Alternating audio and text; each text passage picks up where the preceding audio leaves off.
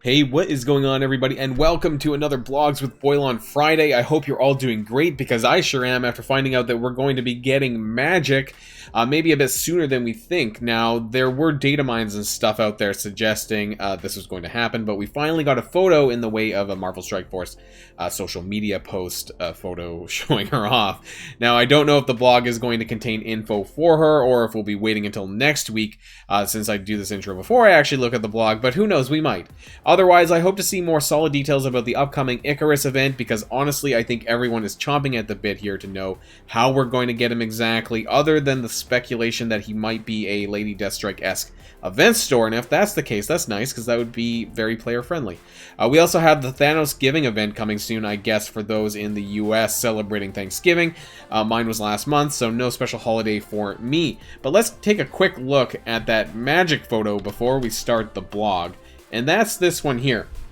Now, you can see Magik here with a huge sword. Now, you know, that's this. I think it's bigger than Gamora's sword, and I really like Magik as a character. I actually recently watched the New Mutants movie as well. Maybe not the best movie, but, you know, I still enjoyed it.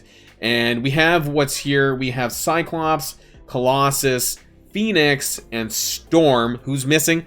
Psylocke, so it looks like Psylocke is being dumped to the curb, unfortunately. I'm curious exactly, you know, why they decided to include Storm, so whether or not Magik is going to contain any reason to want to have Storm. Is this team, I think this team is definitely going to be an Alliance War based team, whether it's War Offense or War Defense, we'll have to find out more. I don't see them going into any of the other game metas. Arena's not happening with Eternals, don't see that being a thing. Dark Dimension, I don't really see that being a thing either, and raids, I don't. Maybe, but I with Phoenix, you need to see a really compelling kit. Now with Storm, what's interesting, maybe it's a raid, because Storm does have those charges where she just lets it rip, of course, with her ultimate. So I don't know if there's going to be some way to enhance that.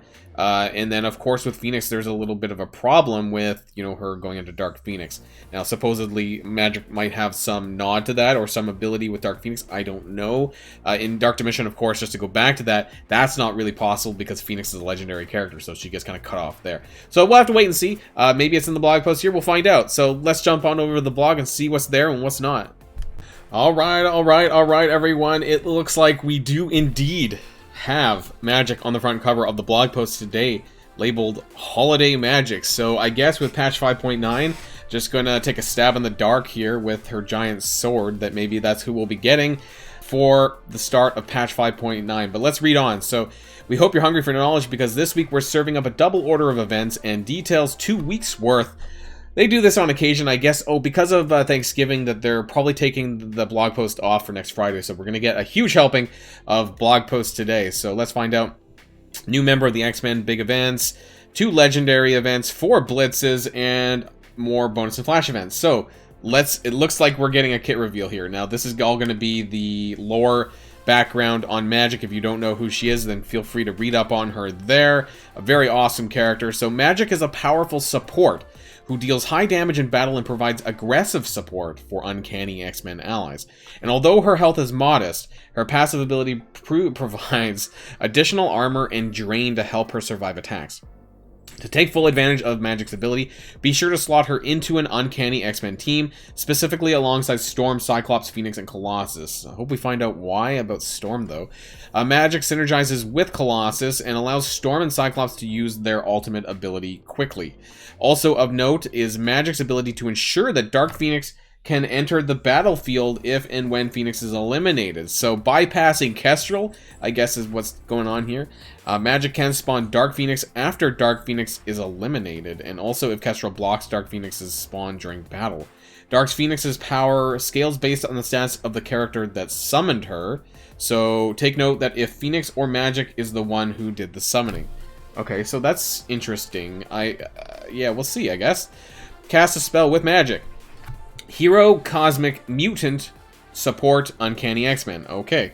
Cosmic, so I don't know if there's going to be any viability outside of her intention. Soul Sword Strike. Attack primary target and adjacent targets for 230% piercing. Clear 2 positive effects from the primary target. Okay, it's always good to have buff clearing on the basic, because that means if you're using a Striker ISO, that it'll follow up and clear more positives as well. So that's nice. Special Demonic Might 7. Holy crap. Attack all enemies for 300% piercing plus flip immunity. Reduce the speed bar of the primary target by 30%. Now, we all like a little bit of speed bar shenanigans, so that's pretty nice. Apply plus 10 charges, up to a max of 20, to self and all chargeable Uncanny X-Men. Okay, so Storm and Cyclops. That's a lot. This attack cannot be counterattacked. High energy cost though, so I really don't know if they're going to be if you're going to get back around to this in one battle, or so that's a lot. Plus flip immunity. Who is this after? You wouldn't be able to do that to Infinity Watch because of Safeguard. Weapon X, maybe? I don't know. Maybe there's some others. Let me know in the comments down below who you think that I see this as being a war team, but that's where a lot of people are using the Uncanny X-Men currently, as a cleanup war team. So I wonder if this will just make it even stronger. Ultimate Limbo Strike. Energy cost 1 out of 3, so this is available on turn 2. Bury yourself and all X-Men allies for 20% of this character's max health. Clear Disrupt and Ability Block from self and all X-Men allies. Okay. Attack primary target for 450% damage plus drain for 25%. So not bad. A very short cooldown, so that's cool on the barriers. That should be got around probably more than once in a battle. Passive Darkchild. Okay, we know. I'm surprised. Honestly, I'm surprised that the passive is only this long, because we've seen passives like Ikaris and Cersei, and it's like 10 plus bullet points. Dormammu was like 11 bullet points, so we're only having 6 bullet points here. Alright, so on spawn, bury yourself for 30% of this character's max health. When an enemy attacks an X-Men ally, gain 2 charge. If that ally is Colossus or Kitty Pryde, instead gain 3 charges. Okay, I don't know why you would use them, like, I don't know, maybe if you're a new player, I guess. At the end of any turn, if this character has 20 or more charges, attack the enemy with the highest damage for 500% damage, then lose all charges. Okay, so that's going to stack up pretty quickly here, I guess, with the special on turn 1, 10 charges, and about 5 hits to the X-Men. Maybe a little bit less if it's multiple hits to Colossus, I guess. At the end of any turn, oh, we already talked about that, sorry. On turn, if any ally Phoenix has died, and Dark Phoenix is currently not an ally, summon Dark Phoenix. Okay, so if Kestrel blocks Phoenix's summon, then Magik is going to summon Dark Phoenix instead. That's what I get. This can trigger once per match. Okay, so interesting, I guess, because even if you're using this on war offense, or war defense, Phoenix is not going to revive herself after she dies, so it's still kind of a bit of a one-shot wonder. So this kind of, to me, it tells me that they're buffing Uncanny X-Men for war offense, maybe to beat a few extra teams than they couldn't before.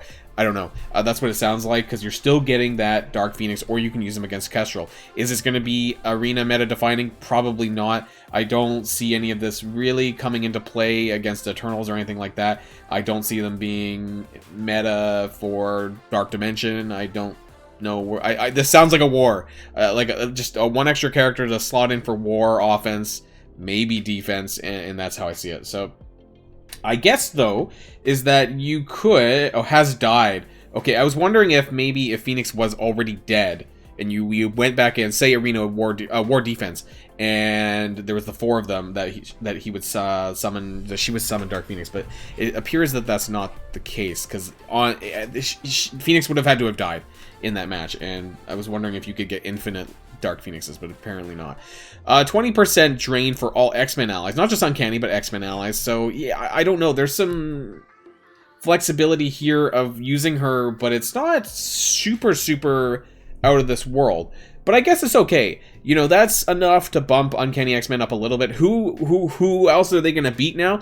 I don't know. Leave some comments down below, some suggestions based on the kit. Who do you think that they're meant to counter? I haven't spent enough time looking at this. This is my first time looking at it, so I'll have to spend some time, and maybe we'll talk about this in Discord. Infinity Feast. Now, this is the Thanosgiving event that we heard about last week. So this starts on November 21st. That's going to be on Monday? No, it's actually Sunday. Okay. Black Friday deals, blah, blah, blah, blah. Thanosgiving Blitz. Carve your way through enemies during this limited time 8-day blitz to earn an 8-day blitz. Character Thanos shards and Thanosgiving orb fragments, which you will earn like a currency, not like a typical orb fragment. Okay, so that's interesting. Infinity Feast milestone. to get more Thanosgiving orb fragments, which will then open for stuff. Does it say what we get from that? I don't know. Maybe we'll below. So, yeah, we're going to be collecting Thanosgiving orb fragments as part of the Thanksgiving Day event.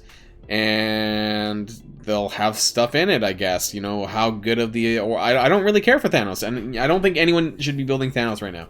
But in terms of... There we go. I don't know. There's the Prestige Orb. So there's 2 different orbs, it seems. Like a better orb.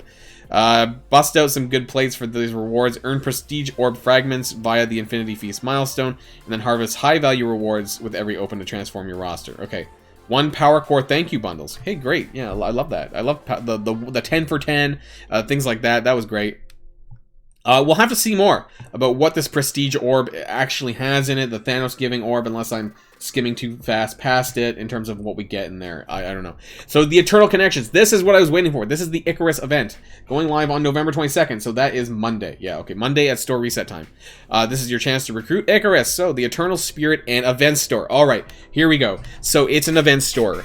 It's an event store event. Earn Eternal Spirit event currency via the Gift of the Celestials milestone. Okay, milestone. Endless Power milestone leaderboard. Leaderboard. Okay, are we getting another kind of like this Ultron event?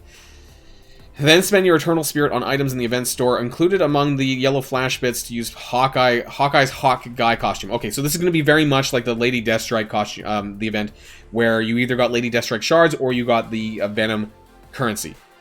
The Venom skin currency is what I meant to say. So with this, I have to say, go balls to the wall on getting shards for Ikaris. Screw the costume. Nobody cares about Hawkeye's Hawkeye costume. Admittedly, I did buy Venom's costume, but I didn't care as much about Lady Deathstrike. Ikaris, balls to the wall, maximum Ikaris shards as much as you can get, and I'll try to get a video out when I can, when I find out more about that in terms... And we have the points, actually. So I'll be making a video on that to release before the event goes live. Gift of the Celestials milestone. Cut down enemies in Blitz, War, Raids, and Arena. This sounds in a 2-day milestone. This seems identical to the Lady Deathstrike event. Repeats for 14 days, though, instead of 10. So previously, the Lady Deathstrike was 10. You'll earn more points in Blitz by battling with characters who possess the Eternal Connections trait. This sounds right out of the, what was it, Pierced Veil trait for Lady Deathstrike. Sounds exactly the same. Milestone rewards include the currency, teal gear parts, blah, blah, blah, blah, and all that stuff. So we get the points here. That's great. So I'll be able to do a breakdown of the points. And it might actually be very similar. I'll have to compare the points from the Lady Deathstrike event to this one, because I think that depending on what the points, the ratio of the points are here, we might be able to accurately actually predict what the milestone is going to be. The difference is, though, this is a 14-day milestone, not a 10-day milestone that Lady Deathstrike was. So this may give you an opportunity to get more shards for Ikaris, or they're going to cut back on how many rewards you get per milestone to make it roughly the same over the 14 days that you would have got over the 10. So, Endless Power milestone and leaderboard. Spend campaign energy to rack up points towards the Endless Power milestone and earn more Ikaris shards. The milestone lasts for 7 days and will run twice for a total of 14 days. Keep spending campaign energy to climb higher on the ranks of the Endless Power leaderboard, which rewards Eternal Spirit event currency. So we're going to have 2 milestones. We have the Gift of the Celestials milestone. That's going to be the main one, it seems. But we're also going to get this Endless Power milestone for spending campaign energy. Just campaign energy. But the more campaign energy you spend, the more payout you're going to get of this event currency at the end, twice, I guess, every 7 days. So this will be interesting to see what the kind of rankings are for that. How much event currency are we going to get from that? And what does that really mean in terms of extra event currency? How many shards for Ikaris is that going to translate into? And we won't know this exactly until we actually, you know, get the event started, or just before, when we can see it in the milestone, possibly. The costume, of course, Hawkeye stuff. So, okay, not important. This is really interesting information here. Lots of stuff here about Ikaris' event. We'll be going over this separately in a different video, probably for Monday morning, maybe Sunday. We'll see what I get up to this weekend. So, availability updates. Weapon X team is already having an impact. Lady Deathstrike is entering the Elite Store November 24th. Okay, no, I don't think any of us care too much. That's on Wednesday. And if you're looking for... What is this? Gold phase bits? Oh, the As Seen on TV event, which is ending soon? Yeah, okay. So that's the Ultron stuff. Legendary events. We have Magneto and Black Bolt coming around almost simultaneously. Oh, wait, what? Black Bolt and Ebony Maw. Magneto, Black Bolt, and Ebony Maw? Because Black Bolt is coming around next week. You guys might have seen that in the mail inbox for his event. Magneto for sure. That's on November the 22nd. That's on Monday. Okay, we knew that. Ebony Maw on November 25th. That's on Thursday. That's a weird day. Because... Are you sure it's not meant to be Black Bolt? Because we never got anything, any mail about Ebony Maw. Now, Ebony Maw was the one that I thought was going to be up next, because I thought they swapped with Doc Ock. Now I'm really confused, guys. Yeah, I had to take a second there, because honestly, the legendary events have been so mixed up. I'll have to get back to you on this, on what's actually... I don't know if this is real or not, because we got the in-game info about Black Bolt. So now are they switching to Ebony Maw? I don't know. I'm so confused. I'll try and solve that. Blitz is coming. We have a Wasp Blitz. We have a Polaris Blitz. We have the Web OG Spider-Man and Night Nurse throughout the course of the next 2 weeks for Thanosgiving. So nothing too great, but if you happen to need Polaris for Adam Warlock or just to use, she's actually a decent character for new players for certain sections that you might need, especially the Hero Mutant, higher level 70 campaign stuff. This is fine. The Wasp, I guess, if you need for Pimtech still to get up to 5 stars because she's on a node. It's okay. Bonus and flash events, lots of stuff that we're supposed to be getting. The double shard events are here, and we should be getting, what is it? Chaos Theory? No, Payday, and I don't know. Back to boot camp. Yeah, so back to boot camp and Payday. Looking forward to Payday. My gold is a bit low because of all this craziness with the Eternals, and I don't know. I'm not sure how to feel about Magik. She doesn't seem very overpowered. You know, I was expecting a bit more, to be honest. Let me know what you guys think about this kit for Magik. It seems okay. I don't think she seems very usable outside her team. Maybe it's not intended to be, and that's fine. But as far as newer characters go, it's a bit underwhelming, actually. Maybe it's because we've had a whole slew of overpowered characters that I thought that maybe this would be a little bit better. But maybe that's a good thing. I don't know. Maybe we need a break from the overpoweredness. I think some people were expecting Magik to be like... She is really strong. She's part of the Phoenix 5 as well. A very strong character in the comic lore. So I'm a little bit disappointed, to be honest. But hey, maybe that's not the end of Magik. Maybe we'll get another team down the line. So let me know what you think about all this in the comments down below. Let me know what you think about Magik. Let me know what you think about the Thanosgiving event. Let me know what you think about Ikaris' event. Finally, we have the details for that. And like I said, I will be doing a separate video on Ikaris' event details, going over the points and what I think that the milestones are going to look like in terms of the what you need to score in order, and what you need to do in order to get to that point for Ikaris' event. All that and more towards the end of the weekend or at the start of the week on Monday. So enjoy your weekend, everyone. I'll try to do my best. And until next time, stay safe and healthy. And I will see you all later on the next Insanity Eternals video, because those are still running. I'm still not done. See you all next time.